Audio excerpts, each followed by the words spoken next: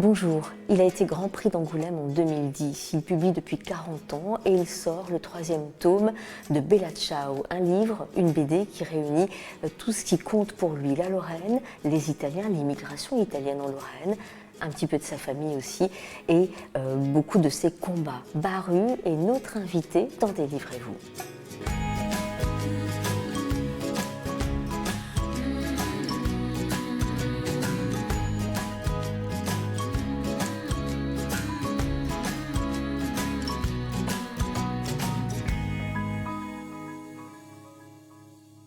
Bonjour Baru. Bonjour. On se rencontre quelques semaines après la sortie du dernier volume de Bella Ciao. Ouais, à peu près, hein, c'est un peu près. Un gros mois, mois et demi. Un gros mois et demi. Donc du coup, j'en profite, puisque c'est quand même une œuvre importante, on va en parler. Hein. C'est quand même une œuvre qui réunit beaucoup de choses qui comptent pour vous. La Lorraine, les Italiens, l'immigration italienne, mais pas seulement. Il y a beaucoup de votre famille, beaucoup de votre vie.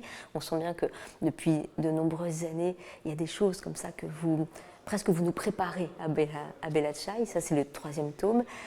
Comment ce tome-là a été accueilli par le public? Comment se passe votre mini-tournée, si je peux appeler ça comme ça?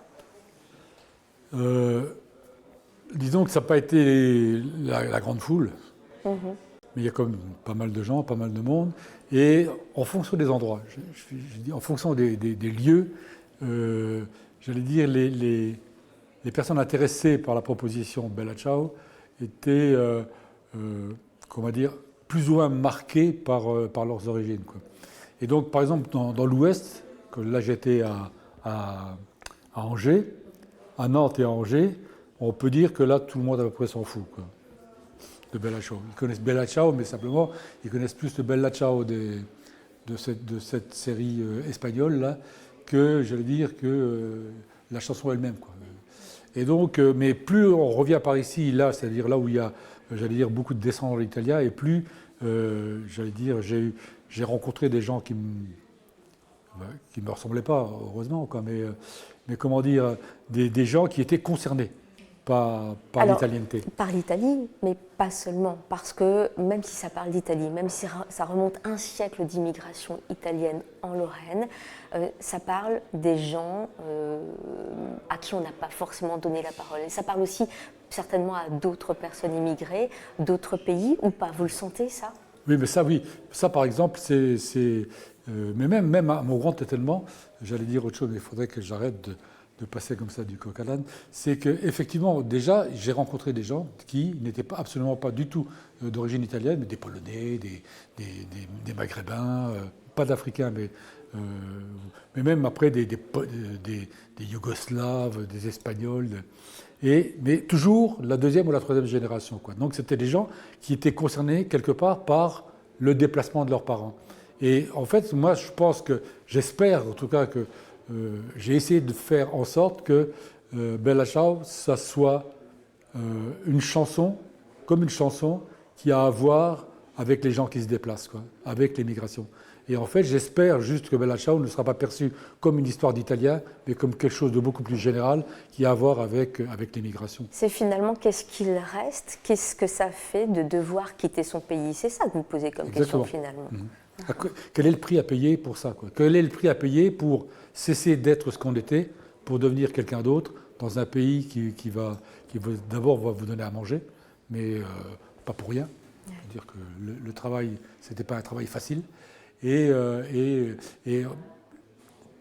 pour certains d'entre eux, c'est-à-dire finir par se fondre dans la population française. Et simplement, j'ai fait Bella Ciao pour qu'on n'oublie pas le prix que ça coûte. Alors le prix que ça coûte pour ceux qui se sont déplacés, mais le prix aussi pour les enfants et les petits-enfants. Je trouve aussi que Bella Ciao, c'est aussi une histoire de génération, de transmission, de ce qu'on laisse aussi. Et qu'est-ce qui reste finalement après, à la dernière génération, celle d'aujourd'hui, celle d'après, du pays d'origine et de cette histoire de déplacement? C'est de ça dont vous parlez aussi beaucoup. Disons que oui, voilà, c'est en fait, c'est ce que j'ai essayé de dire encore une fois. C'est pour ça que je pense que le terme qui convenait le mieux à Bella Ciao, c'est l'histoire du prix à payer. Et qui paye surtout? Qui va payer? Donc il y a les plus vieux. Moi là, dans l'histoire que je raconte, c'est le grand-père qui s'appelle Domenico Martini, qui lui c'est lui qui va payer le prix fort, parce que c'est lui qui va faire le déplacement. Et ensuite, il va faire venir ses enfants, parce que généralement c'était comme ça que ça se passait, c'est que les enfants étaient en Italie, parce que de temps en temps, quand ils retournaient au pays, généralement, ils repartaient, puis il y avait un enfant qui naissait peu de temps après. Et donc, c'est eux qui font, j'allais dire, le boulot le plus dur, parce que c'est eux qui commencent à tuer l'Italien. Par contre, celui ou celle qui vont, j'allais dire, achever de tuer l'Italien, c'est la génération d'après. Là, en l'occurrence, c'est la génération du père du narrateur. Et en fait, le narrateur lui-même, qui lui n'a plus aucun problème d'identité, puisqu'il est d'abord français avant d'être italien, et c'est lui qui va, j'allais dire, raconter cette histoire pour que, dans l'idéal, chacun, tous ceux qui ont des parents qui sont venus d'ailleurs, s'y retrouvent, quoi. Ce qui est très touchant avec ce narrateur Teodoro Martini, c'est comme ça qu'il s'appelle, oui. Même s'il y a quelques ressemblances, on sent bien que vous avez allé piocher aussi dans votre propre mémoire et dans votre propre famille. Ce que j'ai aimé, c'est ce travail de mémoire. Finalement, qu'est-ce qui reste dans la mémoire de chacun, dans la mémoire des amis, des proches, parce qu'il va recueillir cette mémoire. Qu'est-ce qu'il reste dans les archives? Il y a des papiers qu'on ressort, qu'on revoit. C'est aussi un travail, un vrai travail de ce qui reste, de quelle mémoire on a de ce siècle écoulé. Oui. En fait, c'est pour moi ce qui est intéressant. Je pense que pour ça, je trouve que au point de vue narratif, au point de vue dramatique, je crois que ce qui arrive aux étrangers, c'est tout simplement, comme ils sont les derniers arrivés, c'est eux qui vont être confrontés, j'allais dire, à toute la partie la plus violente des turbulences de l'histoire. C'est-à-dire qu'ils vont toujours être aux premières loges. Là, donc, c'est pour ça que j'ai imaginé ce grand-père garibaldien qui va aller se battre, ouais, alors qu'il est italien, alors que c'est la France qui se bat et pas encore l'Italie. Et donc, j'ai imaginé ce personnage-là parce que, pour dire que ces gens qui partaient, c'était pas seulement parce qu'ils mouraient de faim. Ils mouraient de faim là où ils étaient, effectivement, mais plus que ça, c'est qu'une fois qu'ils sont arrivés quelque part, ils ont compris qu'ils allaient devoir payer quelque chose et ils ont commencé à le faire, quoi. Et donc après, plus tard, j'allais dire, les gens, comme dans mon cas par exemple, mon père est venu quand il avait 7 ans, c'est mon grand-père qui a fait le déplacement. Et ensuite, c'est, comment dire,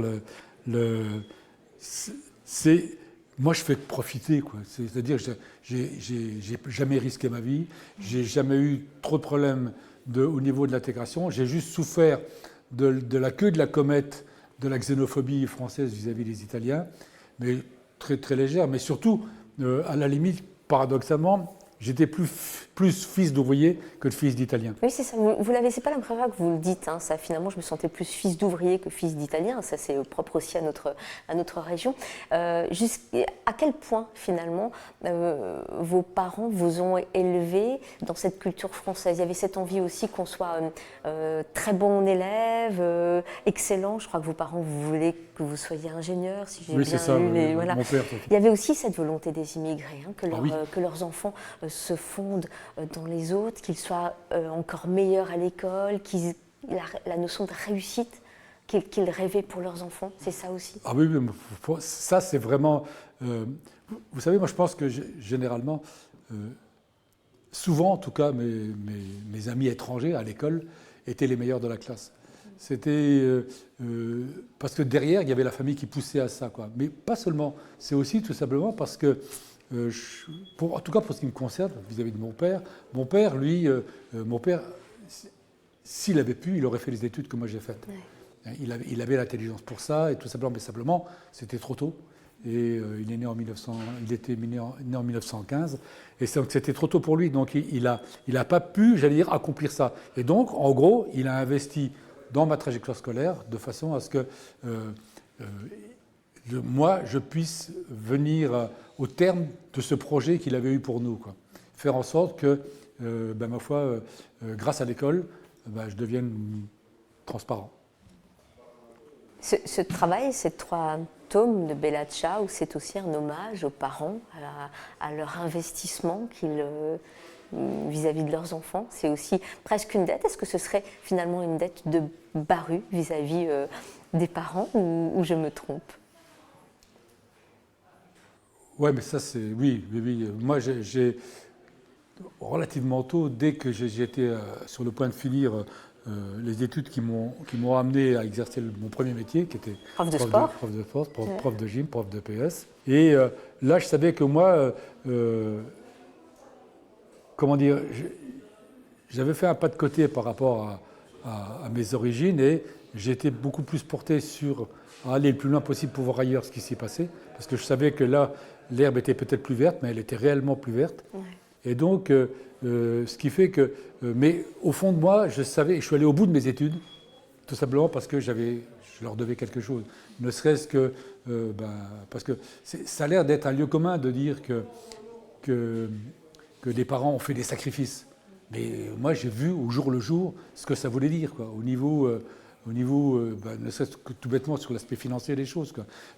D'arriver à arriver au lycée à peu près correctement habillé, sauf même si une fois arrivé au lycée, je me suis rendu compte que c'était pas comme ça qu'il fallait que je m'habille, parce que bien sûr les petits bourges qui me servaient de modèle à ce moment-là, parce que c'était ceux qui m'entouraient au lycée, quoi. Eux, il y avait belle lurette qui n'en étaient plus là, quoi. Donc automatiquement, malgré tout, mes parents pensaient faire ce qu'il fallait pour que je sois, j'allais dire, à ma place, tout simplement.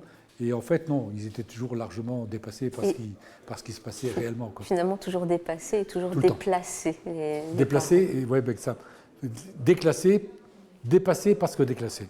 Comment le dessin arrive dans votre vie? Vous publiez depuis 40 ans, Baru.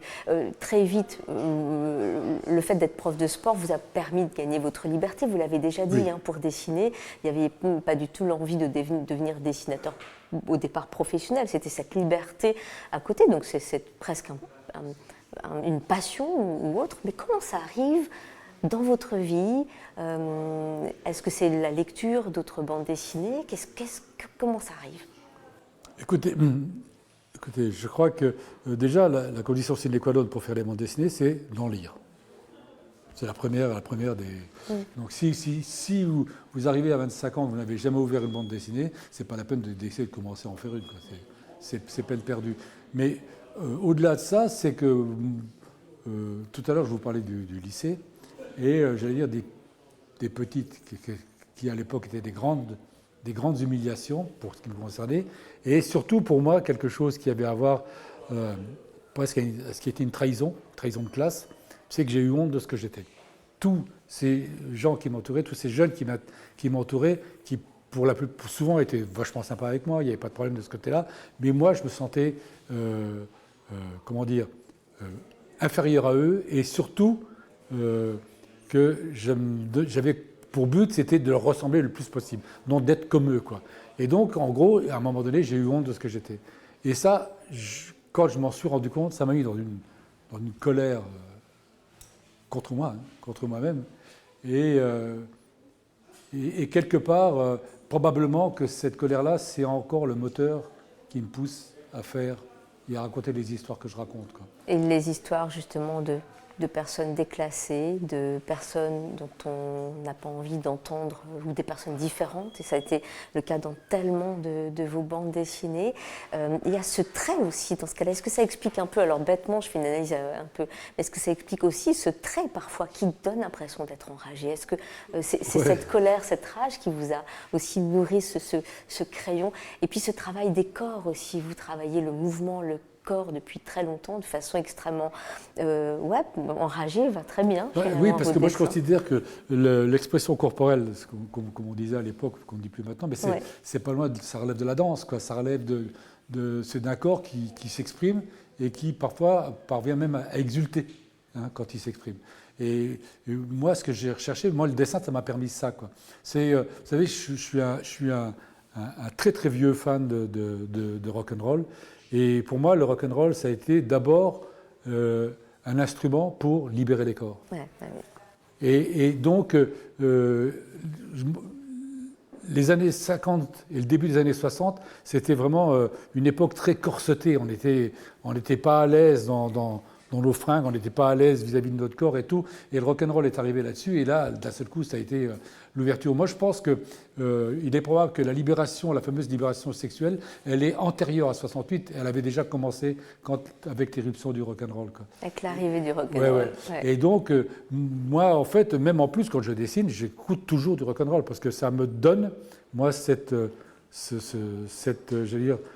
manière de jeter mes personnages dans le déséquilibre, de façon à ce qu'au bout du compte, ils passent d'une vignette à l'autre et avec une continuité que le lecteur va, lui, bien sûr, compléter. Qu'est-ce qui fait que le rock'n'roll est resté? Question là aussi, parce que des fois on a des goûts à 20 ans, 30 ans, mais qui bougent, vous savez, avec l'âge, avec un peu un embourgeoisement qu'on peut avoir, un changement de... Mais vous, c'est resté, il y a cette colonne vertébrale du rock'n'roll qui est restée. Comment vous l'expliquez? Je ne sais pas, parce que j'ai eu de la chance. Que les autres ont oublié, ils ont oublié de faire attention au moment où quand ils ont commencé à vieillir et qu'ils se sont dit peut-être que avoir une chose un peu plus respectable comme la musique classique, cette musique qu'on écoute la tête rejetée en arrière dans son fauteuil et que je déteste à un point que vous imaginez pas. Mais donc c'est simplement, je crois que tout simplement c'est que moi je reste fidèle à ce qui m'a ouvert des voies. Et le rock'n'roll m'a ouvert une voie. Le rock'n'roll m'a dit que c'était ailleurs qu'il y avait des choses très intéressantes. Et après, tout ça, j'ai fondu tout ça pour en faire ce que j'en fais en bande dessinée. Et en même temps, j'ai commencé à retourner vers les miens, vers ceux avec qui j'étais avant que je m'en aille. Et donc, automatiquement, pour leur dire, écoutez, voyez, moi je suis parti, puis regardez ce que j'ai trouvé. Qu'est-ce que vous en pensez, quoi. C'est très intéressant ce que vous dites, hein. Cette fidélité à ce qui finalement m'a ouvert la voie, m'a permis d'être ce que je suis. Oui. Donc ça c'est assez rare et je trouve que c'est très difficile finalement de garder cette liberté, cette fidélité à ce qui nous a construit. Je trouve que, est-ce que ça c'est un combat ou au contraire pour vous la rage est passée et au contraire c'est quelque chose de plus serein dans lequel vous êtes aujourd'hui? C'est plus apaisé effectivement, oui. Aujourd'hui, mais c'est, comment dire, c'est ma raison d'être, c'est pour ça que je respire, donc à la limite je ne me pose même pas la question, quoi. C'est que je fais ce que je fais, tout simplement parce que j'ai envie de le faire, j'ai le désir de le faire. En fait, c'est une affaire de désir. Faire une proposition culturelle, on va dire, comme ça, faire une proposition à l'autre, c'est une question de désir. J'ai envie qu'on parle, qu'on échange. Autour de vous, quelle a été la réaction face à Bella Ciao, qui est un livre très fort? Pour ce qui reste de ma famille, il n'y a plus grand monde, hélas. Mes copains, c'est pareil, parce que eux ils sont allés à l'usine quand moi je suis parti. Et aujourd'hui, ils en ont payé le prix, c'est-à-dire qu'ils sont morts trop tôt. Et là, moi, je vois avec mes copains, j'en parle dans ce tome 3, il y en a 2 que j'évoque, 3 en tout cas. Oui. Et simplement, c'est que, comment dire, ça n'a pas été facile avec eux, parce que quand j'avais fait Keke Blues il y a très très longtemps, c'est d'eux dont il était question, c'est d'eux dont je parlais, parce que Keke Blues c'est un portrait de groupe, de la même manière que Bella Ciao était aussi un portrait, non pas de groupe, mais cette fois un portrait de classe. Bien sûr. Et ils avaient été un peu réticents, on va dire. Pas trop... ouais, non. Donc du coup, moi, j'avais pas mis leur nom. Donc j'avais transformé les noms pour qu'ils... mais ça n'a pas suffi. Quand même, malgré tout, ils restaient avec des pincettes. Et puis après, je me suis dit que maintenant, bien sûr, ils adhèrent tout à fait à ce que je fais. Ils sont très contents. D'ailleurs, ils me parlent maintenant en toute honnêteté, en toute sincérité. Et ils me confient des trucs dont ils sont d'accord pour que moi je les divulgue, que je les fasse connaître. Mais longtemps, je me suis posé la question, mais c'était pourquoi ? Pourquoi est-ce qu'ils étaient réticents à ça ? Et en fait, j'ai compris une chose toute bête, c'est que en racontant les histoires comme je les raconte, en mettant en scène des univers qui sont les nôtres, et que pendant très très longtemps, eux ne voyaient pas en tant que, comme d'un décor potentiel à une narration, à une fiction. Ils ne voyaient pas le côté romanesque que pouvait avoir une installation de hauts fourneaux, quoi. Moi, je l'ai senti très tôt et je l'ai tout de suite mise en avant, quoi. Et eux, c'est ça qui les a dérangés, c'est qu'ils avaient du mal à se penser en tant que, j'allais dire, personnage potentiel d'une œuvre romanesque, quoi. Et maintenant que c'est fini, maintenant qu'ils l'ont, j'allais dire, accepté, digéré, il n'y a plus aucun problème, quoi. Mais avant, c'était ça qui était au départ, qui était à l'origine. C'est sorti en 1984. Ouais. On est à presque 40 ans de cette histoire-là. On sent effectivement, je le disais, cette rage qui s'est peut-être effectivement apaisée. Il y a des recettes de cuisine dans Bella Ciao aussi. Il y a aussi toute la culture italienne qu'on découvre. Vous en avez conscience, ça aussi, que finalement, où on se retrouve en retrouvant ses parents ou ses grands-parents, où on découvre aussi, ça donne envie d'aller plus loin. J'espère surtout parce que autant que je sache, il y a aussi des descendants d'Italiens qui n'ont pas du tout apprécié ça. C'est en gros on m'a reproché de manipuler des clichés. Enfin, je veux bien, mais je vois pas où le problème, c'est que le cliché, c'est que ça part d'une réalité, quoi. Et moi, je pars de la réalité qui est à l'origine du cliché. Et donc, ce rapport-là, c'est que pour les Italiens, c'est une chose, pour les descendants d'Italiens, c'est une chose, mais c'est aussi maintenant, ceux qui m'intéressent, c'est aussi ceux qui ne sont pas, mais qui ont vécu à côté d'Italiens. Et d'un seul coup, il y a des gens qui viennent me parler, alors qu'ils ne sont pas du tout italiens, et qui me parlent comme si, tout bête, c'est quand ils étaient gamins, le père n'était pas là, il était à l'usine, la mère, elle était partie ailleurs ou des choses comme ça, et ils n'avaient qu'à pousser la porte d'à côté, ils avaient à manger, quoi. C'est ça. C'est une chose aussi, là aussi, encore une fois, on va dire, ouais, mais c'est un cliché. Je suis désolé, mais c'est un cliché effectif. Quand j'avais la dalle, je pouvais rentrer dans n'importe quelle maison et on me donnait à manger. Les clichés, on pourrait aussi dire Madeleine pour certains, parce qu'il y a certaines choses qu'on retrouve, et moi j'ai retrouvé des choses.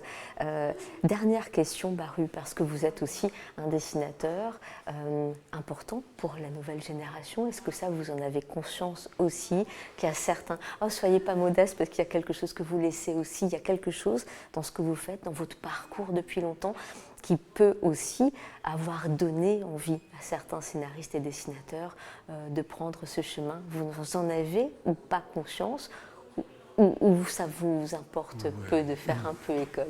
C'est pas... j'ai pas envie de faire école dans la mesure où je veux surtout... comment dire Je sais, moi, il y a un gars qui est devenu un copain maintenant et qui a toujours dit qu'en fait, s'il faisait les bandes dessinées, c'était à cause de moi, quoi. Et bon, je trouve ça très flatteur, mais bon, après, c'est aussi une manière de me pousser dans la tombe, quoi. On se calme, je ne suis pas encore mort, alors les hommages posthumes, ça attendra un peu. Oui, et puis il y a quelques autres projets. Le projet Rock'n'Roll sur le Rock'n'Roll n'est toujours pas fait, on l'attend. Et puis il y a d'autres envies qui viennent, j'imagine, déjà. Oui, là. en fait, à un moment donné, longtemps, j'ai parlé à mes amis depuis très longtemps de mon projet à propos de Bella Ciao, ce qui ne s'appelait pas Bella Ciao à l'époque, quoi. Mais pendant très très longtemps, j'ai eu et j'ai toujours dit au même moment que ça serait mon dernier bouquin. Ouais. Et puis maintenant que c'est le cas, que le bouquin est fini cette fois, et ben ma foi, je me rends compte que j'ai pas envie d'arrêter, donc je vais continuer. Ben voilà. C'est aussi con que ça. Ben oui, puis vous auriez tort d'arrêter. Et on est ravis. En tout cas, moi, je suis extrêmement touchée. C'est un album dense, important. On n'a pas parlé du noir et blanc et de la couleur. Noir et blanc pour les souvenirs, la couleur pour... C'est ça, hein? Oui, c'est ça. En gros, pour tout ce qui est de l'ordre de la fiction pure, c'est-à-dire, vous savez, moi je pars du principe, je travaille avec des miettes que je ramasse à droite, à gauche, et simplement après je les gonfle, je les pousse, je mets un peu de levure, ça lève, et donc du coup, après c'est la part d'invention qu'il y a dans tous mes récits. Et en gros, j'utilise toujours là pour signifier ça, j'utilise toujours la métaphore maçonnière, à savoir que je suis un maçon, j'ai des petites briques, je les mets les unes sur les autres, et après je me recule, je regarde la gueule de mon mur, où je dis il va se casser la gueule, parce que c'est plein de trous. Et bien, pour boucher les trous, j'invente. D'accord. Finalement, vous êtes ou maçon ou cuisinier, parce que moi, j'allais dire, vous faites vos bandes dessinées comme le ferait une cuisinière ou un cuisinier. Oui, alors oui, ça je suis très, très... moi, je pars du principe que écrire des bandes dessinées, faire des bandes dessinées, ça a à voir avec cette forme-là de l'activité humaine, quoi. Moi, je pense que je fais le même travail qu'un vigneron qui fait son vin ou qu'un maçon qui fait son mur, qui monte son mur. Bella Ciao, l'album 3, donc Très, aux éditions Futuropolis. Merci infiniment, Baru. C'est moi qui vous remercie.